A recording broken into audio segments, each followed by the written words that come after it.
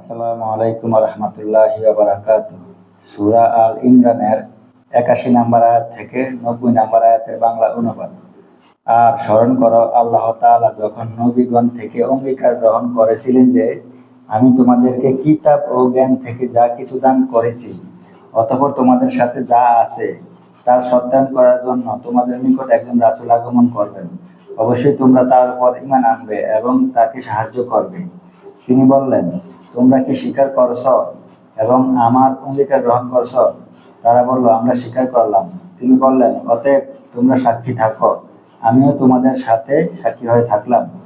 যারা এরপর মুখ ফিরিয়ে নেবে তারাই দুষ্কৃতিকারী। তারা কি আল্লাহর দিন ছাড়া অন্য দিন খুঁজে বেড়ায়?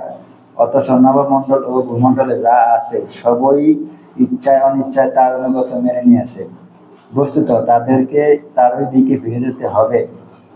আপনি বলে দিন, আমরা মহান আল্লাহর উপর এবং আমাদের উপর যা নাজিল করা হয়েছে তার উপর ঈমান এনেছি।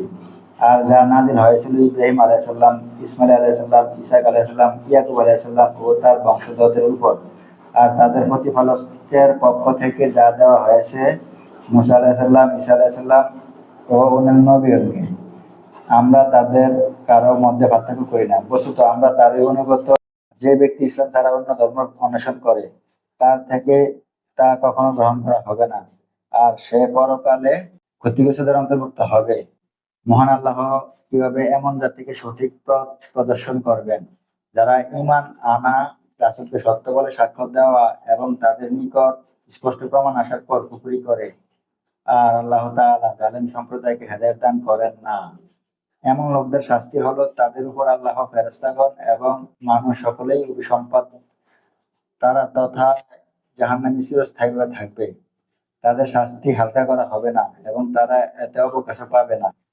তবে যারা এরপর তওবা করে নেবে এবং নিজেদেরকে সংশোধন করবে তারা ব্যতীত নিশ্চয়ই আল্লাহ তাআলা দয়ালু, ক্ষমাশীল।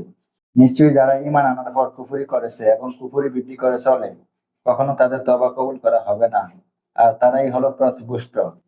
আসসালামু আলাইকুম রহমতুল্লাহি ওয়া বারাকাতুহু।